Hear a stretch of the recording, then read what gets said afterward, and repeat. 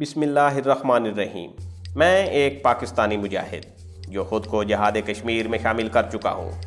Video शुरू करने से पहले आप सबसे गुजारिश है कि सब्सक्रिप्शन के बटन को दबाएं और बेल आइकन पर क्लिक करें ताकि हमारी हर नई आने वाली वीडियोज़ आप तक सबसे पहले पहुँचती रहें। और हमारी वीडियोज़ पसंद आने की सूरत में लाइक शेयर करें और कमेंट सेक्शन में पाकिस्तान, पाक आर्मी और ISI जिंदाबाद का नारा लगाना न भूलें।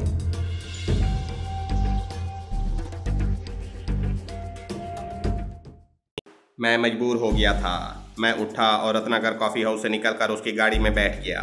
वो गाड़ी खुद ड्राइव कर रही थी और गाड़ी उसके फ्लैट की तरफ रवाना हो गई। रात हो गई थी। पुरानी दिल्ली के इलाकों में काफ़ी रौनक थी और खूब रोशनियां हो रही थीं। पुरानी दिल्ली से निकलकर हम नई दिल्ली के मॉडर्न इमारतों वाले इलाके में आ गए। यहाँ इंद्रानी ने एक बहुत बड़े बेकरी स्टोर के बाहर गाड़ी खड़ी की और जाकर केक ले आई। उसका फ्लैट एक खूबसूरत इमारत की तीसरी मंजिल पर था। फ्लैट को उसने बड़े शानदार अंदाज में सजाया हुआ था। कार्निस पर सूर्य भगवान का कांसे का मुजस्मा भी था। एक बूढ़ी मद्रासा नौकरानी के साथ वो अकेली रहती थी। उसने केक मेज पर लगाकर उस पर 2 मोमबत्तियां लगा दी।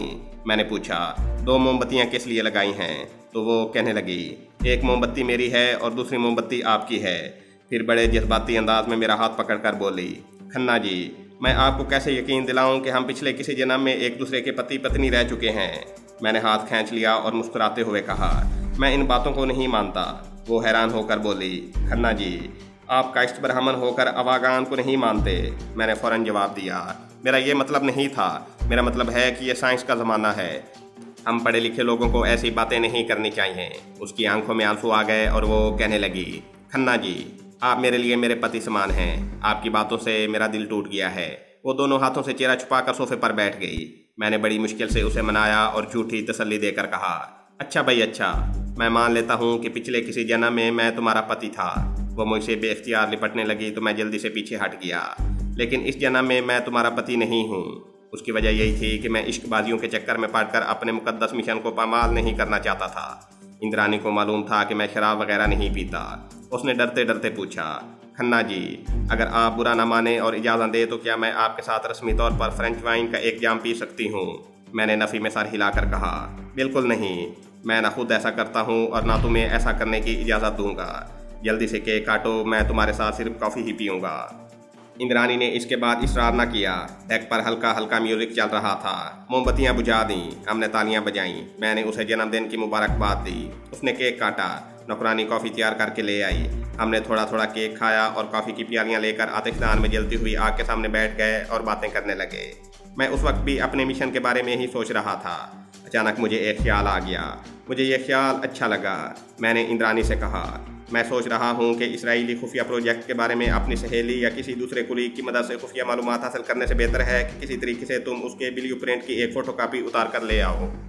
इंद्रानी ने बेजारी से मुंह दूसरी तरफ करते हुए कहा, खन्ना जी, भगवान के लिए किसी वक्त तो दफ्तर की बातों को भूल जाया करें। मैंने अपने लहजे को संजीदा और ज़रा सख्त बनाते हुए कहा, इंद्रानी, राह का एजेंट अपने भारतवर्ष का भक्त होता है। वो किसी वक्त भी अपनी ड्यूटी से गाफिल नहीं होता। मैं ये बात तुम्हारी भलाई के लिए ही कह रहा था। तुम अच्छी तरह से जानती हो कि राह का इदारा भारत का सबसे ऊंचा और सबसे ख़तरनाक और हसास जासूसी इदारा है और इस एडमिनिस्ट्रेशन का हर आदमी एक दूसरे की जासूसी करता है। ऐसा करने के लिए कहा जाता है, वो ऐसा करने पर मजबूर होता है। मैं समझता हूँ कि अगर तुमने अपनी किसी सहेली से इस बारे में मदद मांगी तो हो सकता है कि वो अपनी प्रमोशन की खातिर तुम्हारी मुखबिरी कर दे। इसी वजह से मैं भी ऐसा नहीं करना चाहता। मैं भी तुम्हारी तरह राह की एडमिनिस्ट्रेशन का अहम ओहदेदार हूँ। मैं भी किसी दूसरे आदमी से कहकर ये इतलाआत हासिल करने की कोशिश कर सकता हूँ और मुझे कोई इनकार भी नहीं कर सकता। लेकिन मुझे भी यही खतरा लाहक है कि मुमकिन है वो आदमी ऊपर अफसरों के आगे अपना मर्तबा बढ़ाने की खातिर मेरी मुखबिरी कर दे और मेरे खिलाफ महकमाना कार्रवाई शुरू हो जाए और मुझे किसी दूर दराज इलाके में ट्रांसफ़र कर दिया जाए। इंद्रानी इस दौरान संजीदा हो गई थी और वो कहने लगी, सर, आप जैसा कहेंगे मैं वैसे ही करूंगी। लेकिन आपने जो बातें की हैं उनमें बड़ी सच्चाई है। हम अपने ऑफिस में किसी पर भरोसा नहीं कर सकते। जब इंद्रानी उस राह पर आ गई जहां मैं उसे लाना चाहता था तो मैंने कहा, अब तुम मामले की तह तक पहुंच गई हो, लेकिन इसके बावजूद तुम्हें बड़ी होशियारी से काम लेना होगा। सीक्रेट डिवीजन से किसी टॉप सीक्रेट दस्तावेज की ब्लू प्रिंट की फ़ोटोकॉपी उतारना इतना आसान काम नहीं है। ऐसा लगता था कि इंद्रानी के लिए ये काम इतना मुश्किल नहीं है। वो बोली, सर, आप फिक्रमंद न हो। मुझे मालूम है कि मैं ये काम कर गुजरूंगी और आपको 2-1 दिन के अंदर अंदर सीक्रेट प्रोजेक्ट के ब्लू प्रिंट की कॉपी लाकर दे दूंगी। मैंने कहा, अगर तुम ऐसा करने में कामयाब हो गई तो मैं तुम्हारी इतनी शानदार रिपोर्ट लिखकर ऊपर भेजूंगा कि अगले साल तुम एग्जेक्टिव के ओहदे पर पहुंच जाओगी। इंद्रानी ने मेरा हाथ चूम लिया और वो कहने लगी, सर मुझे किसी ओहदे की ज़रूरत नहीं है, मैं तो सिर्फ उस प्रेम की खातिर ऐसा कर रही हूँ जो मुझे आपसे है। मेरा दिल उस मोहब्बत करने वाली लड़की के खलूस से बेहद मुतासिर हुआ। मैंने उसका हाथ तो ना चूमा लेकिन उसके हाथ को प्यार से दबाते हुए कहा, इंद्रानी मैं तुम्हारे प्रेम की बड़ी कदर करता हूँ और यकीन करो अब तो मुझे भी तुमसे प्रेम हो गया है। वो बेख्तियार मुझसे लिपट गई। मैंने बज़ाहिर बड़े प्यार के साथ उसे अपने आप से अलग किया और कहा, मैं ये तकलीफ़ तुम्हें कभी ना देता, लेकिन मेरी भी प्रमोशन रुकी हुई है। मैं भी महकमे को अपनी आला कारकर्दगी दिखाना चाहता हूँ और जब मैंने महकमे के मुकर्रर किए हुए वक्त से बहुत पहले उन्हें कश्मीर के सीक्रेट प्रोजेक्ट की तफसीलात बता दी तो यकीन करो उसी वक्त होम मिनिस्टर मेरी फाइल पर मेरी प्रमोशन के अहकाम जारी कर देगा। इंद्रानी मेरी तरफ देखकर बड़े मोहब्बत भरे अंदाज में मुस्कुरा रही थी और कहने लगी, भगवान ने चाहा तो मैं परसों तक ये काम कर डालूंगी। मैंने कहा, लेकिन मैं तुम्हें एक बार फिर कहूँगा कि इस किस्म के टॉप सीक्रेट प्रोजेक्ट पर हाथ डालना कोई मामूली बात नहीं है। तुम्हें बेहद एहतियात और होशियारी से काम लेना होगा। उसकी आप फिक्र न करें। मैं रात 11 बजे तक इंद्रानी के फ्लैट पर ही बैठा रहा। खाना भी हमने इकट्ठे ही खाया और वो कहने लगी, चलिए मैं आपको आपके फ्लैट पर छोड़ आती हूँ। मैंने कहा, तुम्हें तो मालूम ही है कि हमें किसी को ये बताने की इजाज़त नहीं है कि हम कहाँ रहते हैं। हम सिर्फ राह के एजेंट ही नहीं बल्कि जासूसों की भी जासूसी करते हैं। हमें बड़ी राजदारी से काम लेना होता है। ऐसा करो तुम मुझे अशोक की लाट तक छोड़ आओ। अशोक की लाट वहाँ से काफ़ी दूर थी, लेकिन वहाँ से बब्बर सिंह का खुफिया ठिकाना ज़्यादा दूर नहीं था और मैं पैदल भी वहाँ तक जा सकता था। इंद्रानी मुझे गाड़ी में बिठाकर चल पड़ी। हमें अशोक की लाट तक पहुँचते पौन घंटा लग गया। मैंने गाड़ी से निकलते हुए इंद्रानी से कहा, मैं कल रात को तुम्हें फ़ोन करूँगा। मुझे उम्मीद है कि कल रात तक तुम अपना मिशन मुकम्मल कर चुकी होगी। इंद्रानी ने ज़रा सोचकर कहा, खन्ना जी आप परसों शाम को मुझे फ़ोन करना, मैं आपको ज़रूर कोई खुशखबरी सुनाऊंगी। हमने मुस्कुराते हुए एक दूसरे से हाथ मिलाया। इंद्रानी गाड़ी स्टार्ट करके वापस नई दिल्ली की जानिब और मैं सड़क पर बब्बर सिंह खालसा के खुफिया ठिकाने की तरफ चल पड़ा। बब्बर सिंह बेचैनी से मेरा इंतज़ार कर रहा था और मुझे देखते ही बोला, सिकंदर अली गुरु की बड़ी कृपा है कि तुम्हारी शक्ल नज़र आई। इतनी देर कहाँ थे? मैं तो तुम्हारी तलाश में अपने आदमियों को भेजने वाला था। मैं बब्बर सिंह के पास बैठ गया और उसे वो सब कुछ तफसील के साथ बताया जो कुछ मेरे और इंद्रानी के दरमियान तय पाया था। वो बड़ा खुश हुआ, फिर कुछ सोच कर बोला, क्या तुम्हें यकीन है कि ये औरत इतना बड़ा काम करेगी? मैंने कहा, सरदार जी मोहब्बत में बड़ी ताकत होती है। फरहाद ने शीरी के लिए पहाड़ खोद कर दूध की नहर निकाल दी थी। ये तो ब्लू प्रिंट की फ़ोटोकॉपी उतारनी है। वो तो ठीक है, बब्बर सिंह बोला, लेकिन ये टॉप सीक्रेट फाइल होगी। इसे तो सीक्रेट डिवीजन में 7 पर्दों में रखा होगा। मैंने कहा, आप ये ना भूलें कि इंद्रानी भी उसी ऑफिस की एक जिम्मेदार ओहदेदार है। मुझे यकीन है कि वो ये काम कर गुजरेगी। वाहे गुरु करे कि ऐसा ही हो। दूसरा दिन मैंने अजीब उलझन में गुजारा। कभी ख्याल आता कि इंद्रानी अपने मिशन में लगी होगी, कभी ख्याल आता कि वो ब्लू प्रिंट के खुफिया फ़ोटो उतारने में कामयाब हो गई होगी। किसी वक्त मैं इस ख्याल से परेशान हो जाता कि वो टॉप सीक्रेट अलमारी को खोलते हुए पकड़ ली गई है। ऐसे ही परेशान कुन ख्यालात में सारा दिन गुजर गया। अगले रोज़ शाम को इंद्रानी ने मुझे फ़ोन करने के लिए कहा था। मैं सूरज गरूब होते ही खुफिया ठिकाने से निकल खड़ा हुआ और एक गैर मरूफ से इलाके में पब्लिक टेलीफोन बूथ में से इंद्रानी को सीक्रेट नंबर पर फ़ोन कर दिया।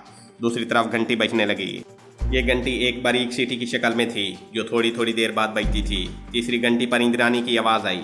मैंने खुदा का शुक्र अदा किया कि वो पकड़ी नहीं गई थी। अब मुझे ये मालूम करना था कि वो अपने मिशन में कामयाब हुई है या नहीं। इंद्रानी ने अपना कोड लफ्ज़ दोहराया। उसके जवाब में मैंने भी अपना खुफिया कोड लफ्ज़ बोला। इंद्रानी ने कहा, सर मुझे इसी वक्त मिले, मैं आपकी कॉल का ही इंतज़ार कर रही थी। मैंने पूछा, क्या मिशन मुकम्मल हो गया है? उसने कहा, यह मैं मिलने के बाद बताऊंगी। इंद्रानी ने मुझे एक नई उलझन में डाल दिया था। मैं कुछ कहने ही लगा था कि उसकी आवाज़ आई। मैं अशोका लाट के पार्क वाले रेस्तोरां में आ रही हूँ, आप भी वहाँ पहुँच जाएं। उस रेस्तोरां का नाम संध्या कैफ़े है। और इंद्रानी ने फ़ोन बंद कर दिया।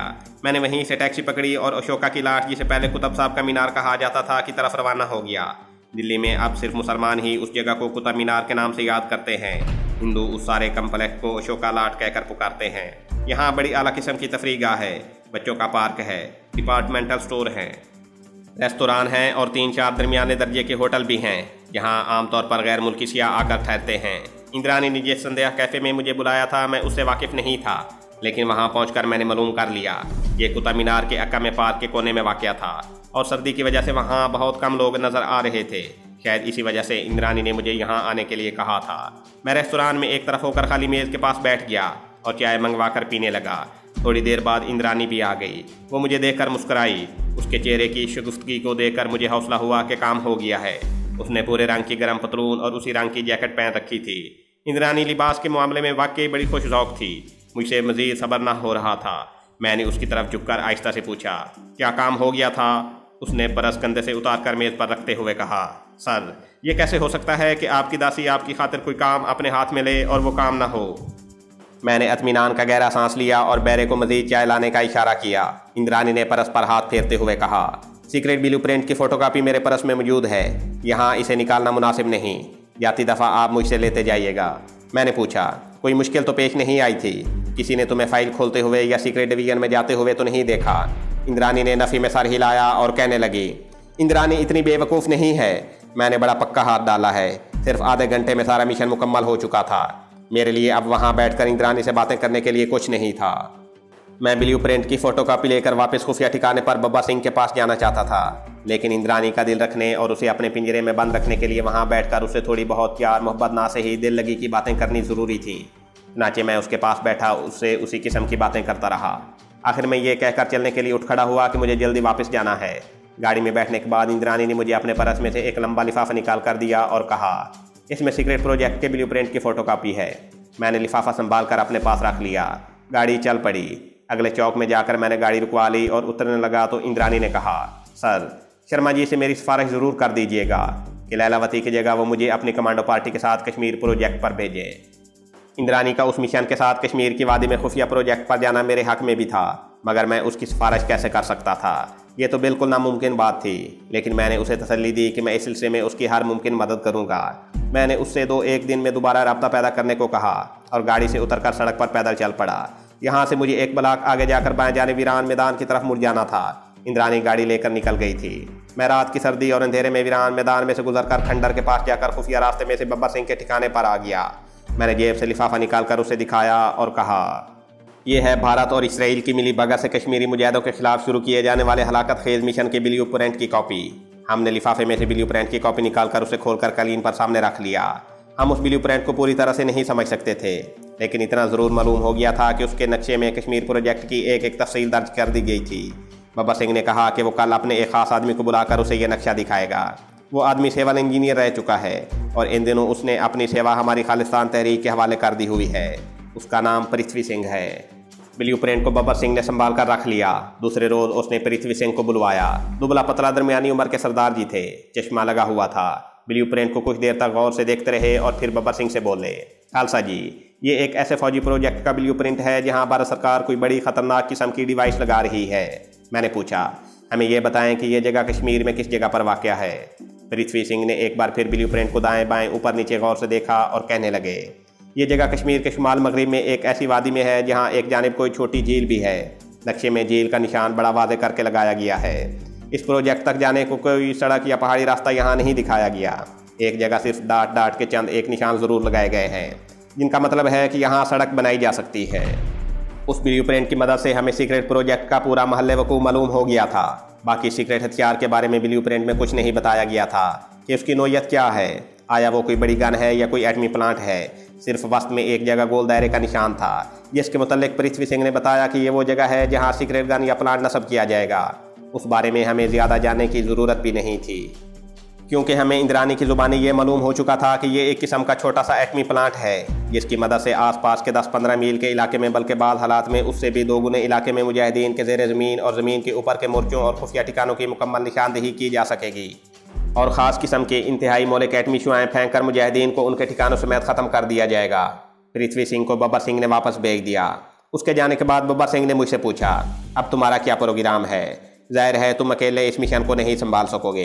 तुम्हारे साथ किसी तजर्बाकार कमांडो का होना ज़रूरी है, जो उस इलाके से वाकिफ़ भी हो और जो इस किस्म की मौलिक हथियारों की थोड़ी बहुत जानकारी भी रखता हो। और ऐसा आदमी कमांडो सुल्तान ही हो सकता है, मगर अफसोस कि उसका कुछ पता नहीं कि वो कहाँ है, किस हालत में है। मैं सर झुकाए बहुत कुछ सोच रहा था। मैंने बब्बर सिंह से कहा, आप मुझे क्या मशवरा देते हैं?